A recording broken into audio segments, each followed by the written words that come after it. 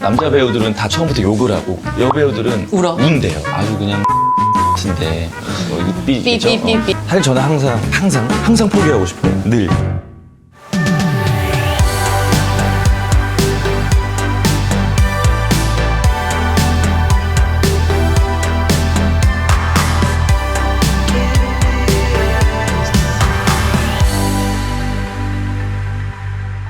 저는 이 배우연구소 소장 백은하입니다. 반갑습니다. 소장님 팬입니다. 아, 감사합니다. TV 틀고 네. 한 20분 정도 항상 보고 그래요. 지금 마차인데 올레 TV 얘기 또 하시고. 이제 마차가 대세기 때문에 마차로 넘어왔다라고 생각하면 됩니다. 그러네. 인사 좀 부탁드릴게요. 저는 박정민이고요. 이런 자리에 아직 어울리지 않는 배우라고 저 자신은 생각을 하는데 그래서 좀 어색한데 어쨌든 뭐 이따가 소개를 해주시겠지만 이제 학교 후배분들이기도 하고 그래서 뜻깊은 자리가 될 것 같아서 그리고 어쨌든 또 백은하 소장님의 철저한 지원군으로서 네, 제가 이렇게 자리했습니다. 우리 첫 해를 맞이해서 한국예술종합학교 네. 연기과 재학생들하고 같이 함께 하게 되었습니다. 네. 6분 총 일부러 네. 맞춘 듯이 남자셋, 여자셋. 남자셋 여자셋 되게 90년대 시트콤 같은 네. 그런 분위기긴 하네요. 네. 그래서 남자셋 여자셋의 자기소개를 조금 들어보면 좋을 것 같아요. 왜냐면 이렇게 서서 네. 안녕하세요. 저는 지금 현재 연극원 연기과 다니고 있고요. 3학년 이제 끝나고 이제 4학년 올라가는 이름 최상현이라고 합니다. 최상현 씨. 네, 반갑습니다. 네, 반갑습니다. 최상현 씨. 네. 저도 지금 재학 중인 연기과 1년 휴학해서 5학년이 된 김선영이라고 합니다. 아, 네. 네. 반갑습니다. 저는 이제 다른 재학생 친구들이랑 다르게 2월 달에 갓 졸업한 김민지라고 합니다. 황정민이라고. 그러니까요. 제가 이름을 보고 깜짝 놀랐었는데 이렇게 연결되는 어떤 이름을 우선 바꿔야 되겠네요. 네. 사장님 이름 아니세요? 회사 사장님. 저희 사장님. 안녕하세요. 저도 똑같이 연기과 네. 재학 중인 이제 졸업 예정하는 박창욱입니다. 안녕하세요. 저는 여기서 제일 막내 학번인데 나이는 제일 많아요. 아. 17학번이고요. 25세에 입학을 해서 지금 27살 김예원이라고 합니다. 네, 반갑습니다. 되게 이렇게 모아서 놓고 보니 박정희 배우는 되게 선배님 같으시네요. 아니에요. 몇 학번이시죠, 그러면? 제가 한예종을 들어간 건 영상원으로 들어가서 06학번으로 들어갔고 연기과는 저희 전과를 해서 09학번들이랑 동기를 먹고 생활을 했죠. 되게 암모나이트 같은 사람인 거죠, 이제는. 그러니까 저는 그렇게 생각을 안 했는데 지금 여기서 제일 낮은 학번이 몇 학번이에요? 17학번. 제일 낮은 사람들이 17학번. 그럼 저랑 11학번 차이가 나는 거잖아요. 그럼 저보다 11기수를 위로 가면 이제 장동건 선배님 이런 분들 계시는 거예요. 이선균 선배님. 그러니까 그렇게 되면 이제 이분들이 그렇게 보는 그렇게 거죠. 보일 수도 있겠다라는 생각이 들면서 네, 말씀하셨던 것처럼 그 한 10학번 정도가 박정민 배우가 연기를 시작했던 그 시기랑 굉장히 비슷한 것 같아요. 2007년도에 그렇죠. 세상의 끝이라는 예. 작품을 했었으니까 그때가 단편으로 처음 나왔었던 그런 작품이었었죠.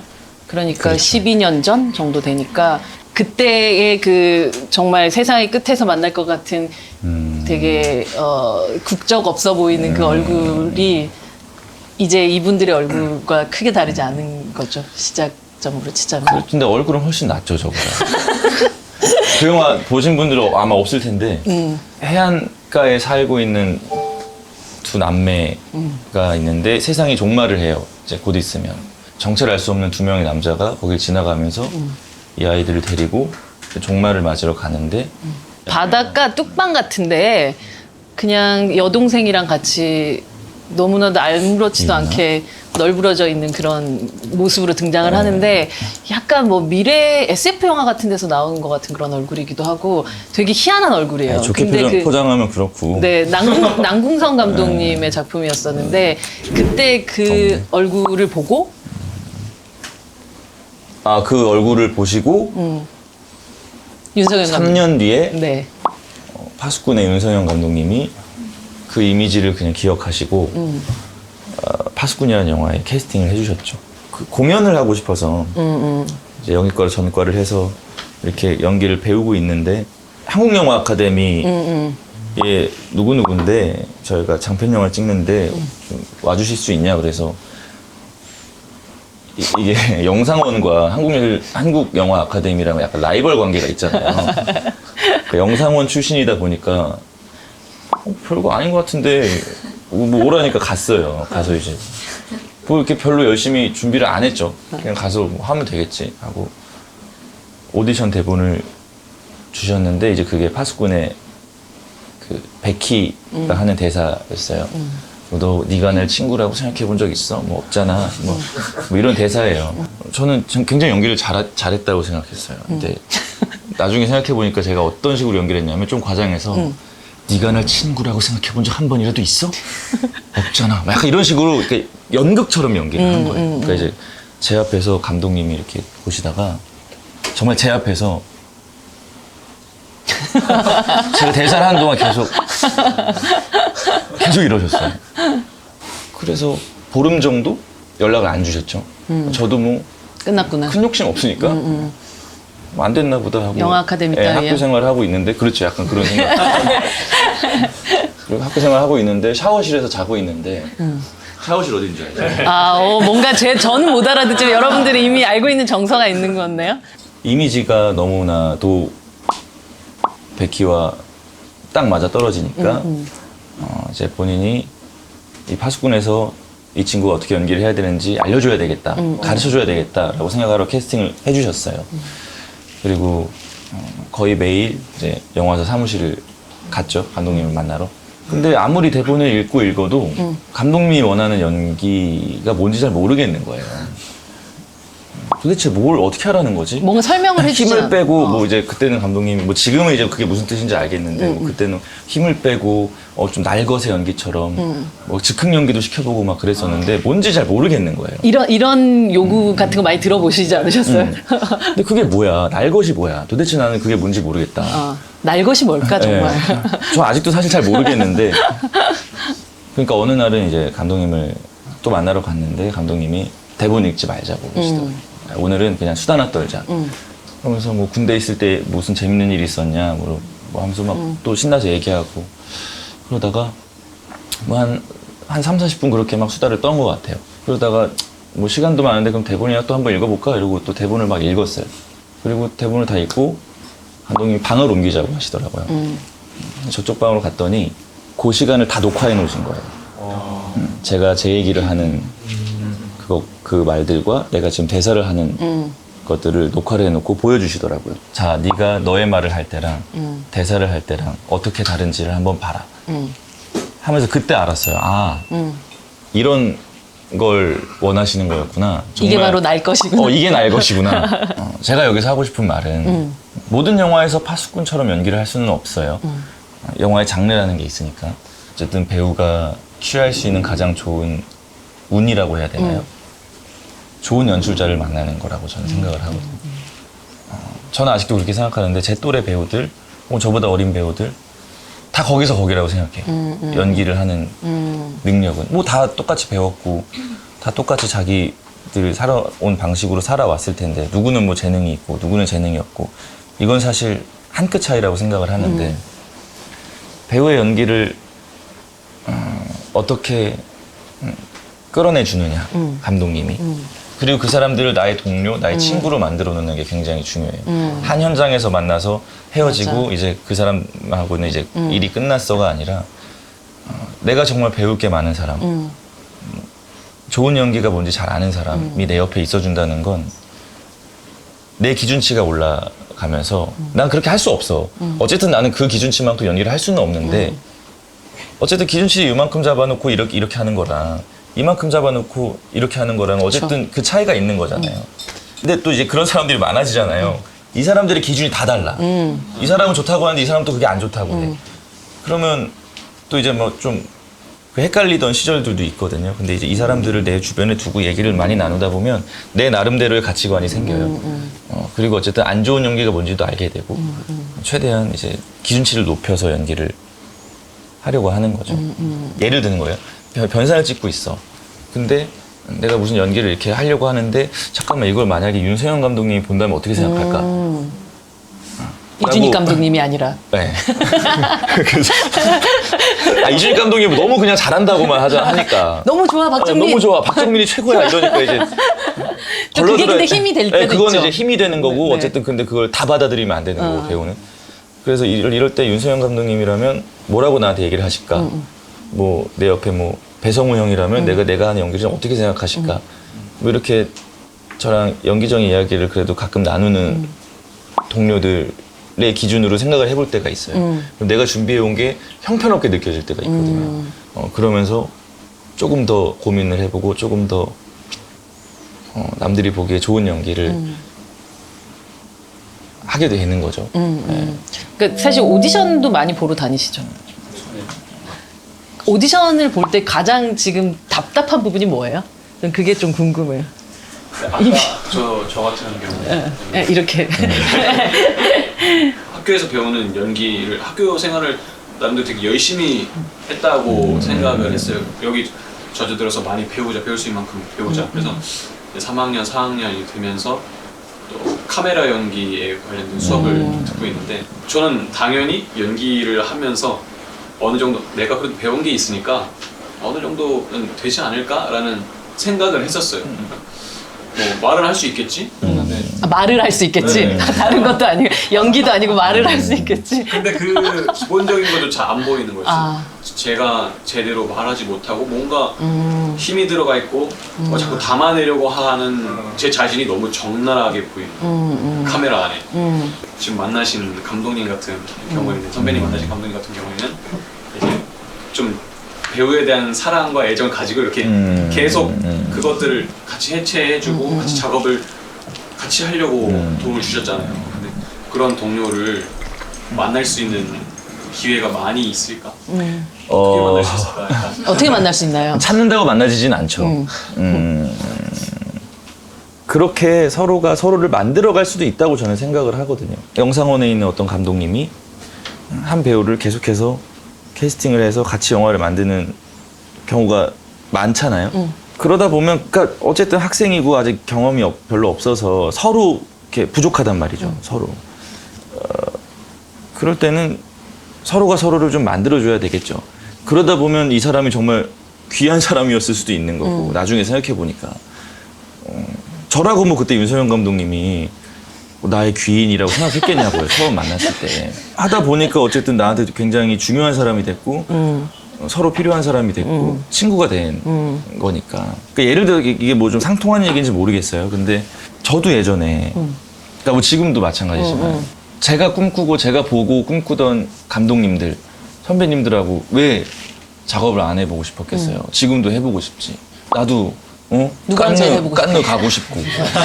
막 송강호 배우랑 같이 해보고 싶고. 같이 해보고 싶고 할 거 아니에요, 저도. 뭐 이게 저는 그런 욕심 없어요 하는 건 거짓말이고. 근데 요즘 들어서 젊은 감독님들하고 작업을 많이 하게 됐어요. 어쩌다 보니까. 뭐 제 의도는 아니에요. 지금 시동의 최정렬 감독도 예, 염력부터 시작해서 부산행을 만드신 연상훈 예. 감독님의 염력을 뭐 비롯해서 사바도 그렇고 네. 타짜도 그렇고 시동도 그렇고 뭐 아무튼 그러네요. 예, 사냥의 시간도 그렇고 뭐 어쨌든 젊은 사람들이란 말이에요.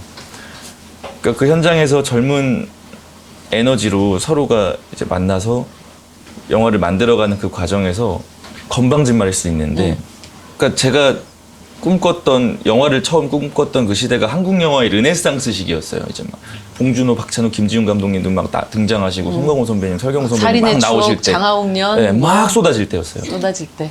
그 전에는 거기에 편승을 하고 싶었다면 지금은 어쨌든 젊은 배우들이 젊은 영화인들이랑 같이 또 다른 영화의 세대를 만들어야 되는 거 아닌가? 라는 생각을 요즘에 저는 좀 하거든요.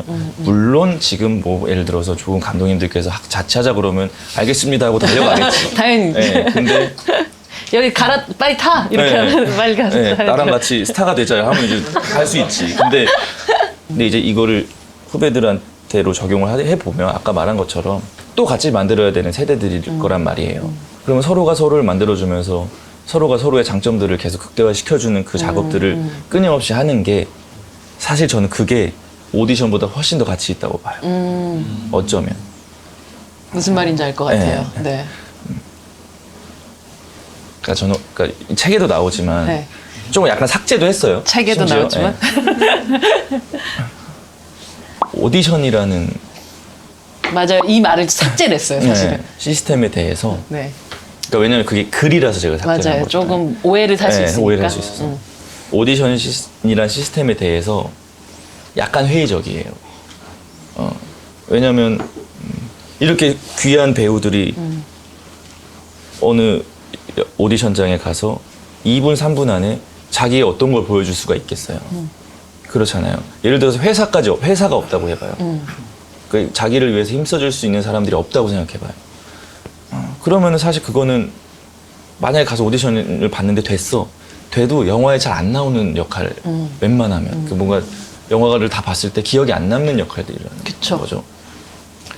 그러니까 자기 가치를 올리기에 되게 힘든 작업인 거예요. 이게 오디션을 애써서 오디션 준비해서 갔는데 됐는데 영화를 봐도 이게 기억이 되지 않는 역할이다. 그렇죠. 한 20년 네. 후에 성공한 이후에 막 그때 그 영화에 그때 이제 나왔었던 뭐 사람이라고 찾는 경우. 예능에서 뭐 이제 자료화면 틀어주고 그러겠지. 네. 저는 어쨌든 경험이라는 측면에서 혹은 뭐 그렇게 시작하는 거지라고 하면 사실 할 말 없는데 저는 오디션을 봐서 붙은 게 거의 없어요. 지금까지 일을 하면서. 처음 5년은 파수꾼빨이었고 그 다음은 동주빨이었어요. 오디션을 보고 합격해서 어느 영화에 호기롭게 들어간 게 별로 없어. 다 떨어졌어. 왜냐하면 아까 상현 씨가 얘기한 것처럼 오디션 그 짧은 순간 안에서 우리는 우리를 보여줘야 된다, 감정을 보여줘야 되고 그 안에 담겨 있는 걸 다 담아내야 된다고 생각해서 사람들은 가서 열심히 하잖아요. 막 한단 말이야. 그렇죠. 정말. 너무 지금 네. 갑자기 무릎을 치는데? 그러면 보는 사람들은 부담스러워. 왜냐하면 이런 사람이 한두 명이겠냐고. 100명을 보면 100명이 다 그러고 있잖아요. 그럼 이제 힘들어요. 그 어떤 감독님이 저한테 한 얘기인데 오디션을 보면 남자 배우들은 다 처음부터 욕을 하고 여배우들은 울어. 운대요. 그게 어쨌든 패턴이래요. 그러니까 뭐 고정화된 건 아니겠지만 어쨌든 패턴이 있대요. 왜냐하면 자기를 보여줘야 되거든. 그 짧은 시간 안에. 그럼 가장 감정적으로 극단적인 걸 선택하게 되죠. 그렇죠. 네. 그러니까 근데 이 사람들은 이미 영화의 내용을 다 알고 이 장면에서 어떻게 연기해야 되는지 다 아는 사람들인데 이 사람들은 그 대본만 있잖아. 그럼 다 틀린 연기를 하는 거지. 그치. 이 사람들이 생각하는 연기를 하지 않는다는 거예요. 그러니까 그거는 운이에요, 운. 그거는 이 사람들이 모르니까. 이 사람들이 대본을 봤어? 그것도 아니고 그냥 자기가 자기 나름대로 감정을 표현하는 건데 그러니까 이게 저는 사실 오디션을 통해서 역할을 이렇게 하는 게 좀 어렵다고 봐요. 네. 저는 그래서 아까 말한 것처럼 그럴 바에야 진짜 그렇게 해서 맨날 떨어지고 힘들 바에야 주변에 있는 동료들하고 좋은 영화를 만들어내요. 저는 그게 더 가치 있다고 봐요. 오히려 회사가 있는 분도 있으세요? 지금? 다 없네. 그러면은 다. 더 힘들지 사실. 맞아요. 네. 네, 누가 딱 서류 철해가지고 딱 가져가서 직접 보여주지 않으면 다 이제 그 앞에다 종이를 놔두고 오죠.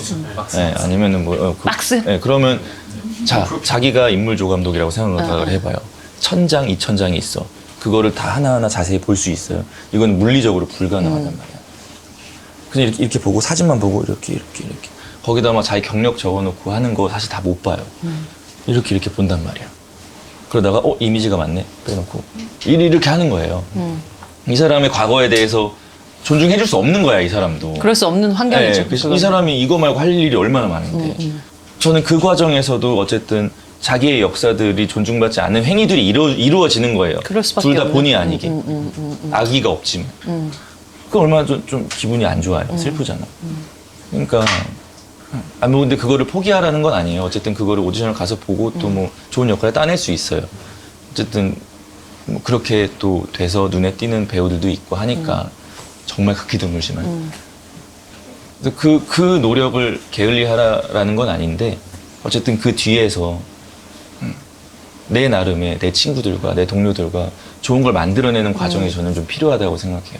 전 제가 제일 싫어하는 질문이 하나 있어요. 이거는 사실 진짜 제일 싫어하는 누가 물어봤을 저한테 때 얘기해 주시면 제가 그 질문 해드릴게요. 뭐 예를 들어서 제가 아는 동생들이나 뭐 친구들이나 뭐, 오빠, 형, 회사는 어떻게 들어가야 돼? 아, 회사가 어떻게 들어가야 되나요? 그거 모르겠어요. 그거 어떻게 들어가야 돼, 회사를. 물론 또 이것도 케이스 바이 케이스인데 회사에 어떻게 하다가 들어가게 돼서 막 잘 될 수도 있어. 그쵸? 이건 또 뭐 저는 또 그것도 뭐 부정하는 건 아니에요. 근데 회사는 어떻게 들어가야 돼 하면 속으로 좀 열불이 나요. 아니 회사가 배우의 가치를 인정하고 데리고 와서 같이 일을 해야 된다고 생각해요. 매니지먼트는. 근데 배우가 저 좀 써주세요 하고 회사에 들어가는 순간 할 말이 없어지잖아. 네가 나한테 같이 일하자고 했잖아. 라고 하면 내가 이거 해. 매니저가 너 이거 했으면 좋겠다. 배우가 전 이거 안 하고 싶어요. 네가 같이 일을 하자고 해서 내가 일을 잡아왔는데 그러니까 할 말이 없어져. 만약에 그렇게 나온다고 하면 뭐 그런 매니저가 있는지 없는지 모르겠지만 배우의 가치를 인정해주고 누군가를 발견하고 해서 같이 일을 해보자 하고 제의를 하고 정말 같이 가는 게 아주 예쁜 이상적인 그림이다라고 생각을 해요. 그러려면 그들이 본인의 가치를 인정해 주려면 프로필 덜렁덜렁 누르고 가서 저는 써주세요가 아니라 그 사람들한테 보여줄 수 있는 뭔가를 만들어내야 된다고 저는 생각을 하는 거죠. 그 전에. 네. 그러니까 오디션도 봐요. 회사도 들어가고 싶으면 들어가. 뭐 다 나쁜 건 아니야. 다 좋은 거야. 근데 어쨌든 기본적으로 자기를 보여줄 수 있는 결과물을 끊임없이 만들어내라. 제가 그냥 이렇게 예를 들어서 꼰대처럼 선배처럼 봤을 때 그게 제일 이뻐 보일 것 같아요. 그 5년 동안 그 파수꾼 빨이라고 얘기했었던 그 파수꾼을 살짝 한번 볼까요? 진짜 무슨 소리야? 사과 받고 싶지 않다고. 이렇게까지 하는 이유가 뭐야? 너는 나한테 이렇게까지 하는 이유가 뭔데? 내가 네 꼬붕이야? 애새끼들 다 네 꼬붕이냐고. 네가 나 친구로 생각해본 적 한 번이라도 있냐? 없잖아. 내가 언제까지 네 앞에서 꼬리 흔들고 살 줄 알았는데 내가 너한테 그렇게 까이고 오기로 버틴 이유가 뭔지 알아? 네가 그렇게 중요하게 생각하는 그 알량한 자존심 나도 한번 부려봤다. 왜 안 되냐? 너랑 학교 다니면 편하니까. 어? 뭐 젖도 뭐나 좀 되는 것 같으니까. 그러니까 너랑 붙어있는 거지. 네 친구 아무도 없어. 나도 너 친구로 생각해본 적 한 번도 없고. 알아? 실력은 쳐. 가원 없이 한번 실컷 해봐. 어? 박수 한번 주시죠. 네. 아니, 이걸 보다 보니까 갑자기 딱 보이는 게 있다고요? 지금? 네, 그러니까 지금 계속 이 두 배우의 얼굴로 가잖아요. 근데 그 어떤 믹싱이나 이런 걸로 이 교실이 지금 분위기가 어떻게 변하고 있는지가 다 보이네요. 그쵸. 뒤에 앰비언스 같은 것들이라든지 이런 것들도 달라지고. 저는 그거를 오늘 처음 느꼈는데 그게 되게 미세하게 앰비언스만으로 이 두 배우의 연기를 도와주고 있네요. 그러니까 이게 대단한 감독이었네. 많이 도움받았네. 정말. 그리고 저희 돈이 5천만 원 갖고 찍은 영화거든요.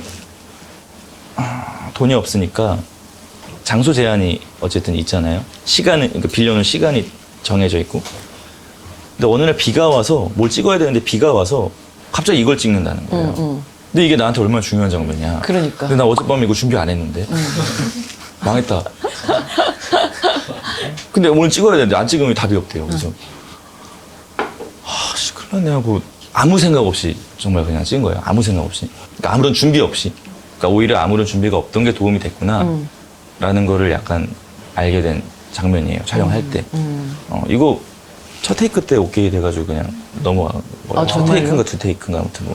정확하게 10년 전에 찍은 그런 영화였었고, 뭐 얼굴은 별 달라진 것 같진 않고. 많이 잘생겨지지 않았나요? 네, 그런 면에서야 네. 당연히 그렇죠. 그냥 뭐, 여전히 고등학생 역할 보면서 저는 하시니까. 계속 그것만 느껴지던데 그래도 나 많이 잘생겨진 것 같다. 계속. 그 예전에 이 파수꾼 제작 보고회 하고 막 이럴 때 사진 찾아보잖아요. 네. 볼 수가 없어요? 이거 연예인이 아니에요. 무슨 그냥 약간 과학자 같은 느낌이 나기도 하고. 뭔가 과학자. 네. 과학자 무시하세요? 아니, 과학자 그런 게 잘생긴 아니라. 사람 되게 많아. 기본적으로 연예인은 아니야. 약간 축구 선수 같기도 하고 뭔가 느낌이 좀 근데 많이 나아진 거죠 지금. 그러니까 저는 항상 표현하는 게 반강제 데뷔라고 표현을 하거든요. 내가 준비가 되지 않았는데 이 영화가 저를 그냥 툭 민 거예요. 영화판으로 이제 시작하라고. 근데 전 전혀 준비가 되어 있지 않았었는데 영화 배우가 될 수 있겠구나 라고 덜컥 조급함이 생긴 거예요. 이제 잘해야 돼. 이제 나도 유명한 배우가 돼서 주인공도 하고 해야 돼. 할 수 있겠지? 데뷔를 하고 막 사람들이 칭찬해주고 하니까 하고 내심 그런 마음이 있었던 거예요. 그러면서 조급해져요. 그러면서 작품들을 마구마구 해요. 근데 성과들이 막 다 없어.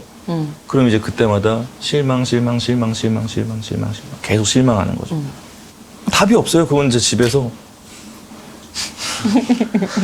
이러고 있어요. 행복해. 막 분노가 치밀기도 하고 가끔은. 좀 약간 사바 보는 줄 알았어요. 네, 막 눈물이 나기도 하고. 그러니까 심지어 같은 선상에서 여기 땅 하고 시작한 사람들이 앞질러 가는 것까진 괜찮은데 뒤에 온 애들이 가는 순간 이제 이재훈 배우가 고지전 나가는 것까지는 괜찮은데. 네, 이제 막 이제 갑자기 등장한 누군가가 또 막 치고 나가. 그러면 이제 이게 그 친구들에 대한 어떤 분노보다는 그러니까 될 놈은 되는 거야. 그러면 안 될 놈은 안 되잖아. 근데 내가 안 될 놈 같은 거예요. 아, 이거 나는 안 될 놈이구나 하고 포기를 하려고 했었던 시절이 있었죠. 그런 좌절들 있으세요? 거의 2년마다 한 2번씩은 매해마다 찾아오는 거야. 매해마다. 그러니까 이게 놈인가? 이게 한 학번에 38명이라고 하잖아요. 이 38명 중에 한 명만 잘 돼도 기적이거든요. 근데 그 중에 한 명이 내가 될 수 있을까?로 생각해보면 우리는 다 친구지만 어쨌든 다 경쟁자야. 이거 어쩔 수가 없어. 그러니까 그러다 보니까 불행해지는 거죠. 근데 사실 그럴 필요가 지금은 없었다고 생각하지만 그때는 그럴 수밖에 없었던 상황이고. 알고 계시겠지만 짐 싸들고 유학 가려고 그랬었어요. 모든 걸 준비했었대요. 언제요? 동주 전에. 동주 전에 되게 많이 활동을 되게 활발하게 그쵸. 활발하게 그때만 했으나- 해도 우리 한번 좀 읽어볼까요? 2011년도에 파수꾼이 나오고 나서 2012년도에 댄싱 퀸, 2013년도에 전설의 주먹, 감기, 2014년도에 피 끓는 청춘, 들깨, 신촌 좀비 만화, 2015년도에 태양을 쏴라, 오피스, 그리고 2016년도에 동주거든요. 그러니까 이 사이에 또 끊임없이 뭐 단편부터 시작해갖고 계속 작업을 하면서도 이 일을 그만둘 생각을 한 거예요? 네, 어쩌자. 재성이 차지 않았어요. 아, 네. 근데 저는 꿈이 있잖아요. 전진을 해야 되는데 계속 여기 있는 느낌인 거예요. 그냥 이렇게 정책. 여기 안에서 내가 열심히 일을 하고 있는 거야, 그냥. 나는 무슨 생계형 배우도 아닌데, 예를 들어서 뭐 이 말이 적절할지 모르겠지만, 내가 돈을 벌려고 하는 배우도 아닌데. 많이 쓰지 않으니까. 네. 근데 이 안에서 계속 뭔가 돌고 뭔가 한 단계 업할 수 있는 기회는 없는 것 같고. 그러니까 이게 정체가 심하니까 안 할래. 나만 좀 먹는 것 같아. 너무 힘들어 하고 유학을 가려고 준비를 많이 해놨던 상황이 있었는데 아직도 기억나요. 그 장면이, 그 한 씬이 그 단칸방 6평짜리 자취방에서 뭐 되게 동주스럽네요. 네, 이렇게 6평짜리. 네, 이렇게 유학 사이트 막 보면서 막 이러고 어떻게 해야 되냐 이러고 있는데 전화가 한 통 와서 받았는데 매니저였고 이준익 감독님이 영화를 하나 만드는데 동주라는 영화인데 시나리오 한번 봐봐 그러시더라고. 윤동주인가? 그 생각도 하긴 했었죠. 근데 우선 처음 드는 생각은 이준익이라고? 왜 나한테? 이 천만 감독님께서. 네, 이분이 왜 나한테 영화를 하자고 하셔? 나 지금 유학 사이트 이렇게 떠 있는데 이러고 시나리오를 받아서 읽어보고 요거까지만 하고 가자. 시나리오가 꽤 좋았었어. 그래서 요거까지만 하고 가자. 하고 한 게 동주였던 거죠. 네. 요거까지만 하고 가자. 네, 근데 못 갔지. 그러니까 동주라는 영화의 결과가 준 영향이라기보단 동주라는 영화를 찍는 그 과정이 주는 영향이 더 컸던 것 같아요. 어쨌든 그 시기에 제가 이준익 감독님이라는 사람을 만난 게 굉장히 중요한 모먼트였던 거죠. 실제로 진짜 앞에 윤서영 감독이라든지 그 함께 작업해 왔었던 동료들 보면 그 또래 비슷한 친구들과 함께 모든 걸 많이 해왔다면 네. 정말 이준익 감독의 역사라는 건 충무로의 역사인 맞아요. 사람이잖아요. 네. 살아있는 암모나이트. 암모나이트 같은 사람이잖아요. 그러니까 보아왔던 풍경도 다르고 만났던 배우들도 진짜 뭐 정진영 선배부터 시작해가지고 그렇죠. 정말 네. 너무 다양한 배우를 만났었던 그런 사람이 박정민이라는 새로운 어떤 변수를 만나면서 영화 자체가 굉장히 또 달라진 그렇죠. 영화가 됐던 것 같아요. 네. 우리 동주 한번 보고 얘기할까요? 또 봐. 또 봐. 調子レオリオシ国内において朝鮮人反軍組織を結成および価値をする軍事的計画を指示 이렇게 됐으면 얼마나 좋았을까. 내가 이렇게 하지 못한 것이 안쓰러워. 내가 이렇게 하지 못한 것이 괴로워서. 박수 한번 쳐야 될 것 같은데? 사실 저 장면은 뭐 책에도 제가 쓰기도 했지만 굉장히 복잡한 연기를 해야 되는 그런 장면인 것 같아요. 네. 시나리오를 처음 받고 촬영 들어가기 전에 시나리오 준비하면서 저 씬 일본어 해야 되지, 사투리 해야 되지, 감정 연기 해야 되지, 일본어 들어야 되지. 뭐가 엄청 많은 씬이에요. 그러니까 준비하면서 이 씬은 큰일 났다. 저게 동주라는 영화 촬영 맨 마지막에 찍은 거예요. 아, 그 동주라는 영화가 크랭크업한 컷인 거예요. 제 얼굴이. 그러다 보니까 이게 동주가 19회차 만에 찍은 영화인데 그 한 달 반 좀 안 되게 찍은 거예요. 근데 그 한 달 반이 무슨 연기를 뭘 어떻게 해도 마음이 후련하지가 않아. 왜냐면 뒤가 저게 막혀 있어서. 맨 끝에 저게 막혀 있으니까. 큰 숙제가 내가 무슨 기다리는. 연기가 좀 마음에 들게 하고 뭘 해도 뭐 하나 이렇게 시원하게 나 오늘 좀 잘한 것 같다 이런 생각이 안 드는 거예요. 저것 때문에. 그러면서 계속 저 씬을 생각하면 저 씬 고민하고 괜히 막 그 전주에서 촬영할 때 막 알지도 못하는 산 올라가서 막 절에 가서 막 부처님한테 절하고 108배하고 네, 막 괜히 막 이상한 짓 하면서 돌아다녔어요. 이 씬 때문에 약간 진짜 사람 이상해져가지고 똑같은 말을 계속, 예, 뭔가 막 일본어를 계속 하면서 일본어를 하면서 얘가 걸어다니니까 뭐 하는 사람인가. 예, 뭐 시골에 어. 푸니무라 준 같은 사람이라고 생각했을 수도 있어. 그렇죠. 어. 곡성 같은 데 나올 네. 것 같은 그런. 아무튼 그렇게 옷은 잘 챙겨 입고 하셨고. 그렇게 부담이 됐던 씬이에요. 근데 제가 이 영화를 위해서라기보다는 이 영화 때문에 연길 그 만주에 있는 저기 중국에 있는 그 윤동주 선생님 묘소를 찾아간 적이 있어요. 그때는 그냥 간 거예요. 그냥 가본 거예요, 한번. 그냥. 자비 털어서 네, 가셨다면서요? 시간도 많고 하니까 그냥 괜히 갔다 오면 뭐라도 된 것 같을 것 같고 그래서 근데 정말 마음 아파요. 거기 가면 마음이 아픈 게 뭐냐면 윤동주 선생님은 어쨌든 대한민국이 사랑하는 시인이잖아요. 그 묘가 막 비석도 막 쫙 있고 거기에 뭐 사탕도 있고 뭐 사람들이 와서 꽃도 갖다 네, 놓고. 이렇게 해놓고 꽃도 있고 진짜 막 이렇게 있어요. 근데 바로 옆에 송몽규 선생님 묘가 있거든요. 바로 옆에 있어요. 그거는 막 비석 벌어져 있고 아무도 관리를 안 해요. 그냥 괜히 경건해지잖아요. 그런 거 보면 사람이. 그리고 내가 연기해야 되는 네. 부분인데. 그래서 제가 사실은 뭐 도움 좀 받아볼까 하고 왔는데 그런 거 그냥 괜찮고 제가 그냥 실수 없이 잘하고 오겠습니다 이러고 왔는데 그때 갔다 온 게 하나도 도움이 안 되지. 그럼 가는 게 뭐가 도움이 돼? 우리는 전주에서 찍고 우리는 저 고성 가서 찍고 하는데 뭐가 도움이 돼? 근데 이때 요거 찍을 때 왜 그러는지 모르겠는데 그 쓰러져가는 묘가 머릿속에 훅 지나가더라고 정말. 훅 지나가면서 이렇게 올라오는 거예요. 그러니까 일본어 보면 약간 좀 부자연스러운 부분도 있는데 그냥 감정. 그 감정이 좋으니까 감독이 그냥 간 거예요. 어쨌든 뭐 일본인이 아니니까 뭐 일본 말 그렇게 해도 되는 거고. 그래서 어쨌든 내가 그렇게 뭐 갔다 오고 했던 거에 있어서 뭐 그분께서 한번 도와주셨나라고 생각을 해본 적도 있고 좀 오그라드는 말이긴 하지만 어쨌든 꼭 갔다 온 게 도움이 된 거잖아요. 어쨌든 이 장면 결국 찍을 이 때 찰나 같은 순간의 감정. 정말 찰나같이 그 묘가 딱 지나가는데 울컥 하더라고요 진짜.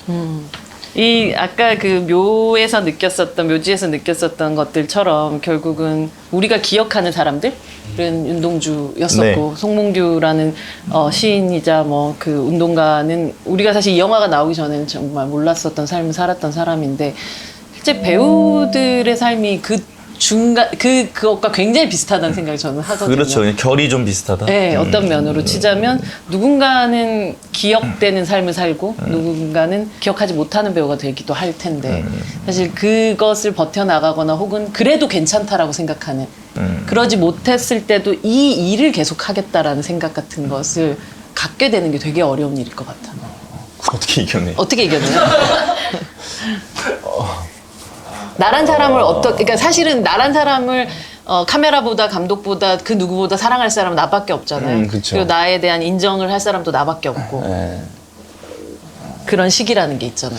근데 저는 제가 막 제 자신을 사랑해서 나는 잘하니까 될 거야라고 생각하는 사람은 전혀 아니어서 이겨낼 수 없어요. 이겨낼 수 없어요? 네, 이거는 그러니까 자기 기질인 것 같아. 이걸 이겨낼 수 있느냐 없느냐. 저는 이겨냈다고 생각하지도 않아 심지어. 포기하려고 그랬는데 뭐. 포기하려고 그랬는데 누가 머리채를 잡고 다시 가서 그런 거지. 사실 우리가 저같이 뭐 그냥 일반적으로 사는 그런 사람들이라면 뭐 그냥 직장 생활을 열심히 한다거나 뭐 지금 직장 생활하고 있지 않지만 뭐 일을 하는 것 자체에 크게 누군가가 도드라지게 앞에 나가고 네. 뭐 누군가는 뭐 어떤 면에서 그 갑자기 스피드를 내고 이런 경우들이 거의 없잖아요. 근데 배우의 삶에 있어서 이 열등감을 극복한다는 거는 되게 어려워요. 어려운 부분일 것 같고 여전히 내가 봤을 때 저 친구는 나보다 훨씬 뭐 특별히 못 너무 육성인데 지금 내가 쟤보단 잘하는 것 같은데. 네. 아 내가 저기 딱 지금 들어가면 네. 아 내가 쟤보단 잘할 것 같은데 라는 생각도 들고 또 이제 고등학교 때도 예고를 나왔는데 고등학교 때 이제 선배 보면서 아 저 선배 나이 때쯤 되면 그렇지 밑에 있겠구나 라고 생각을 하고 그게 너무 당연하게 느껴져서 근데 지금 또 이게 지금 20대 중반을 지나고 있고 그 열등감은 근데 그 열등감은 아직도 있어요. 열등감은 늘 제가 봤을 때 이거 마음 먹고 50 먹어도 열등감은 있다고 봐. 그거를 이제 감추는 법을 아주 잘하는 것뿐이지. 왜 열등감이 없겠어요? 근데 각각들이 그걸 좀 약간 극복하는 방법들 같은 게 있어요? 혹 극복해보려고 했던 어떤 그런 거? 내가 고등학교 생활 돌이켜보면 아침부터 밤까지 공부를 하는 것보다 그래서 같이 연기하고 만들고 연기하는 게 훨씬 더 재밌는 거예요. 근데 이거는 생각해보니까 뭐 돈을 어떤 성과물이나 돈이 뭐 좀 덜 구애받는다고 하더라도 충분히 재밌게 할 수 있겠다 이런 생각을 가지고 재밌어서 하는 것 같아요. 그래서 어떤 열등감을 그렇게 막 이겨낸다. 아. 이게 가장 이상적인 거지. 가장 이성적이다. 네. 되게 멘탈 관리의 네. 그거라는 생각이 아주 들어요. 훌륭한. 저는 열등감과 함께 살았거든요. 그냥 그 열등감을 느낄 수 있는 만큼 그냥 거기에 시달려서. 열등감은 나의 힘? 네, 그게 나의 원동력이지. 어떻게 보면. 아주 그냥 같은데. 삐죠. 삐삐삐삐. 근데 그러면은 어쨌든 이게 나를 움직이게 해주니까. 어쨌든 아까 상현 씨 얘기한 것처럼 재밌어서 해요. 이게 그나마 제일 재밌어. 살면서 하는 것 중에 그나마. 네. 그래서 하는데 사실 저는 항상 포기하고 싶어요. 늘. 근데 포기하면 안 돼. 포기하지 말자라는 마음이 좀 더 커서 포기를 안 하고 있는 것 뿐이지. 늘 그 정도로 힘들죠. 포기하고 싶을 정도로. 안 하고 싶고. 이거 말고 뭐 할 줄 아는 게 뭐가 있어. 말 그대로. 그리고 여기도 가끔 재밌고. 하다 보니까 그런 마음이 복합적으로 있어서 이제 포기하면 안 돼라는 마음으로 이제 이 마음을 누르는 건데, 누구나 다 포기하고 싶을 거예요. 그 정도 힘들 거예요, 아마. 근데 아직은 재밌으니까, 아직은 희망이 보이니까, 아직은 그래도 덜 좌절했으니까, 더 최악이 있을까 하면서 가보는 거고. 그러다 보면 갑자기 이제 뭐 운이 좋아서 성과를 내는 작품들이 나올 수도 있는 거고. 이준익 감독님한테 전화 올 수도 있는 거. 네, 뭐 그런 거죠. 저는 그런 거 같아요. 제가 사실 질문하신 것처럼 왜 연기를 계속 하게 되는지에 대한 이유를 요 근래 잃어버렸어요. 아, 그렇구나. 그걸 이제 다시 생각해 봤을 때 일단은 제가 지금까지 포기하지 않고 계속 할 수 있었던 게 연기인 것 같고 다른 것도 뭐 피아노 배우다가 싫어 아니, 뭐 배우다가 싫어 했었는데 연기는 제가 뭔가 힘들어도 끝까지 뭔가 해야지 라고 했던 그런 일들 중에 하나였고 또 하나가 무대를 하게 되면 왜 그 커튼콜 때문에 한다 막 이런 말씀들을 막 굉장히 하셨었는데 커튼콜 때 무대도 불이 밝혀지고 관객석도 불이 밝혀졌을 때 같이 마주보고 박수를 치는 그 순간에 되게 우리가 지금 같은 이야기를 하고 있었겠구나라는 생각이 어느 날 문득 들더라고요. 그래서 요즘 살짝 잃었지만. 네. 재미만으로 근데 가진 않죠. 그럼요. 관성으로 가는 거. 그리고 이게 그런 것도 있어요. 연기적인 거는 당연히 이제 그런 고된 거지만 그냥 현장 안에서 배우라는 그러니까 현장에서 배우는 어쨌든 모든 사람들이 다 신경을 쓰고 있어요. 그게 주연이든 조연이든 뭐든. 그러니까 다른 스태프들이 네, 봤을 다른 때 스태프들이 다 배우를 보고 있어요. 저 사람의 감정이 어떻지? 저 사람 지금 기분 어떻지? 안 좋은 것 같은데 다가가지 마. 말 걸지 마. 기분 좋은 것 같은데 가서 장난쳐 볼까? 그러니까 배우들을 항상 주시하고 있단 말이에요. 근데 내가 기분이 안 좋아서 어느 날 기분이 안 좋아서 이러고 있고 어느 날 막 갑자기 조증 걸린 사람처럼 막 이러고 있고 이게 조절이 안 되면 저 사람들이 너무 힘들어해요. 함께 일하는 동료. 함께 일하는 영화를 같이 만드는 사람들이 계속 눈치를 보게 돼요. 그러니까 나는 어느 정도 적정선에서 이 사람들이랑 즐겁게 얘기하고 즐겁게 놀아야 되고 웬만하면 기분 나쁜 티를 잘 안 내려고 하고 하다 보면 그 나의 어떤 우울함과 어떤 그런 것들이 내 안에 이렇게 가지고 집으로 가지. 그럼 이제 집에 가서 운전하고 집에 갈 때 그때 그 차 안의 정적이란. 예, 그게 뭐 어떨 땐 노래도 듣고 막 노래도 하면서 막 가는데 정말 아무것도 하기 싫고 그 차 안의 정적이 좀 비극적이죠. 내가 그러면서 그래 고생했다 오늘 이러면서 그냥 가는 거예요. 제가 이제 황정민 형님한테 많은 걸 배우잖아요. 주연 배우가 혹은 배우가 현장에서 해야 되는 역할에 대해서 굉장히 중요하게 항상 저한테 말씀을 하세요. 연기는 당연히 잘해야 되는 거고. 그건 디폴트가. 네, 그거는 디폴트고. 적어도 나 때문에 흐리게는 안 하고 싶은 거죠. 근데 그게 근데 현장 가면 재밌으니까 보통 그게 뭐 어려운 일은 아니에요. 근데 가끔씩 진짜 아무 말도 하기 싫고 막 혼자 있고 싶은데 웃어야 될 때가 있어요. 뭐 선배님들한테 다가가야 될 때도 있고 감독님하고 좋게 얘기를 해야 될 때도 있고 스태프들한테 장난도 쳐야 되고 뭐 이런 이제 그럴 때 또 지치고. 사실 오늘의 이 얘기의 마지막 제 주제는 그러니까 어떤 삶을 사는 사람일 건가에 대한 거였거든요. 어떤 인간인가. 네네. 매력적인 삶을 그러니까 삶이 매력적이라는 거, 뭐 자기의 살아가는 삶 자체가 매력적으로 보여졌을 때 이제 또 바깥 사람들이 봤을 때도 저 사람의 뭐 머리부터 발끝까지가 굉장히 궁금해지고 하는 부분이 생기는데 실제로 그걸 만들어낸다는 게 되게 쉽지 않은 일이잖아요. 그렇죠. 네. 자기 삶 안에서 이제 이 매력이 그 배우의 매력이 만들어지고 나오는 걸 텐데. 네, 물론 뭐 그렇죠? 타고난 매력은 어쩔 수가 없죠. 그건 어쩔 수 없죠. 수가 없어. 네. 그거는 뭐 그냥 그거는 어쩔 그냥 수가 부모님한테 감사하는 거예요. 그런 마음인 네. 거죠. 근데 이렇게 생각을 하거든요. 모든 매력적인 사람이 다 좋은 배우가 될 수는 없는데 맞아. 좋은 배우는 웬만하면 매력적이에요. 매력적이지. 자, 근데 그 면면이 다 살펴보자고요. 저 사람이 옛날에도 매력적인 사람이었을까?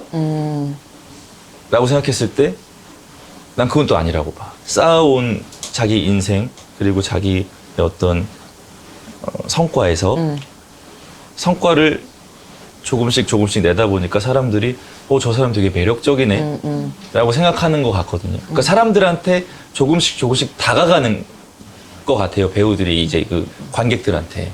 처음엔 낯선 사람이니까 별로 매력을 못 느끼다가 이제 이 사람들이 나오면서 조금씩 자기 매력들을 보여주고 자기 인생을 보여주니까 이제 관객들도 친숙해하고 그러면서 그 안에서 매력을 찾는 것 같아요. 그러니까 매력 없는 사람은 그래서 없다. 저는 나는 정말 여자한테 인기가 없는 남자였어요. 정말. 왜 그랬을까? 부모님이 주신 열성 유전자 때문에 정말 인기가 없는 사람이었고 말도 많이 없는 사람이었고 하다 보니까 내가 저 사람들한테 다가가는 나의 매력 포인트를 내가 찾기도 하고 자연스럽게 생기기도 하고 그래서 저도 이제 저를 좋아해 주시는 팬분들이 좀 있거든요. 저 무주 산골 영화제에서 BTS 오신 줄 알았어요. 많진 않지만 어쨌든 그 있어요. 소수 정예 그 와, 진짜 무주의 네. 아이돌이었어요. 정말로. 그러면 그분들이 어쨌든 저한테 뭔가 매력을 느끼셨다는 걸 거고. 그 아까 뭐 과대 포장됐다고는 하지만 어쨌든 제가 그렇게 막 열심히 해가지고 만들어왔던 그 과정 자체를 좋아해 주시는 분들도 있어요.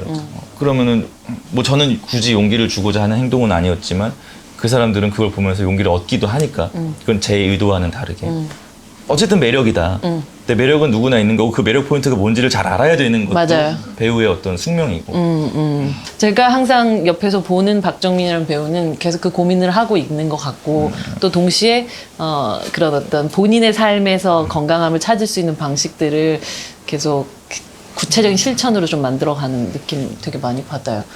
뭐 이건 방송에 안 나가겠지만 이분은 서점도 하고 계세요. 네. 동네 책방. 동네 책방. 놀러 오세요. 직접 하죠. 친구분이랑 둘이서 하는데 그래, 둘 다 네. 이제 직장인이잖아요. 이분도 직장인이고 네. 친구분도 직장인이라서 밤에만 여는 퇴근한 거죠. 이후에 할 수 있는 거기 때문에 7시부터 문을 열어요. 근데 그걸 보면서 저는 되게 놀랍다는 생각을 했었거든요. 물론 뭐 배우들 부업 많이 하죠. 뭐 왕갈비 뭐 이런 것도 하고 뭐 만두도 빚고 뭐 냉면도 하고 뭐 이렇지만 보통의 이제 그 연예인이라고 얘기하는 사람들의 부업들이라는 게 대부분 그런 방식들 뭐 이었다면 사실 그건 돈을 버는 형태의 뭐 그게 나쁘다는 뜻은 아니고 근데 자기의 삶에 있어서 다른 즐거움들을 잃지 않게끔 하는 방식의 무언가가 지금 큰 돈이 막 들어서 한 것도 아니에요 이분도 아주 작은 왜냐면 돈으로 원래 여기 시작을 살던 한 오피스텔 뭐 예를 들면 자취방 돈을 빼서 그냥 거기서 살면서 하는 거거든요. 제 작업실을 만들고 싶었어요. 집에 있으면 게을러지니까 내가 출근할 수 있는 작업실을 만들어서 내가 그냥 일하고 있을 때 누군가가 와서 책을 보고 가는 그런 책방을 열고 싶었던 거죠. 사실 생각해보면 배우들한테 작업실은 현장일 텐데 그 현장에 항상 불러주지 않을 수도 있기 때문에 그렇죠. 작업실이 필요하기도 할 것 같아요. 예.